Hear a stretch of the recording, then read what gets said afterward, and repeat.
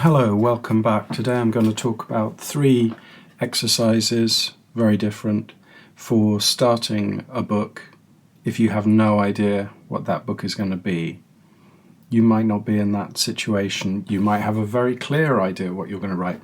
But this is some starters which might work as a way of prompting you to think about what you really do want to write, even if you've started something and you're not sure about it.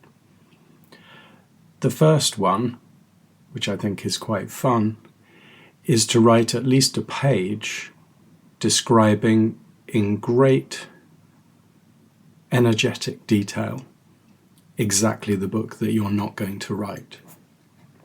The book that you are absolutely never going to write. Try and make your description of it as sincere and as loving as if you were going to write it, but make it the kind of thing that you are absolutely unfitted for, and that is absolutely unfitted for you. As an exercise, this is based on one I do on dialogue, where if I have a class and I'm getting them to think about different kinds of dialogue, the first exercise I get them to do in pairs is to write the worst dialogue in the world ever. And they find that obviously much more easy and much more fun than if I'd asked them to write anything good. They don't have to represent themselves, they don't have to be themselves, they can parody, they can exaggerate, and what they write tends to be really much more energetic than if they'd had the pressure of trying to do something that was a true collaboration and represented what they really, really wanted to be as writers together. Second exercise. Go to a very large bookshop if you can find one, or a small one if you can't find a very large bookshop. Wander around it and find the exact place in that shop that a book that you would like to write would be. I'm basing this on something I did when I was halfway through my memoir, Wrestliana, and I went to Foyles Bookshop on Charing Cross Road in London, and I wandered round because I wasn't sure exactly what I was writing. I thought it might be a memoir, I thought it might be a sports book.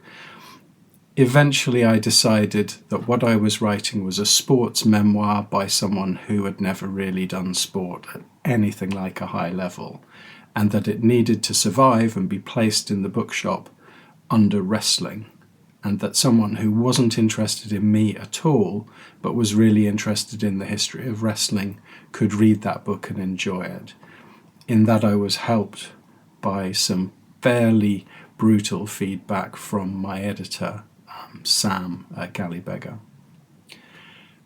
And the third exercise, and this is based on a recent trip I paid to the Design Museum in London to see the Wes Anderson Archives exhibition, which is amazing and full of wonderful things that have been made for his films, particularly the characters for Isle of Dogs and Fantastic Mr. Fox.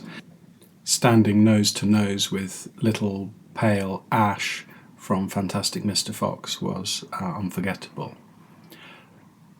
But that's not what this exercise is based on. It's based on Wes Anderson's notebooks, which you see in the first room you enter. And these are below glass, but what you can tell is he uses the same kind of notebook every time, large and small. They're national brand, narrow-ruled IE's paper, one subject notebooks. The covers are yellow. But the important thing is that he puts a title on the front, and it's not a worked out title, it's nowhere near a finished title. For example, Dog Movie. That turned into the Isle of Dogs, but Dog Movie was what he had at the start, plus, I assume, a notebook. And this is the exercise. Buy a cheap notebook, find one you've got lying around that someone gave you, write something on the cover that could represent a possible subject, not necessarily the title, but relationships novel or early memoir, something like that, and use that notebook as a place to go back to. Have it around, have it accessible, and try to add small things to it whenever you can. If you create a place for a book to happen, possibly that book will happen. So those are the 3 exercises I'm suggesting as ways of starting a book you don't know exists yet, even in your mind.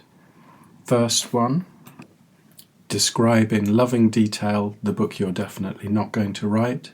Second one, go to a large bookshop and find the shelf your possible book would be on if you were to write it.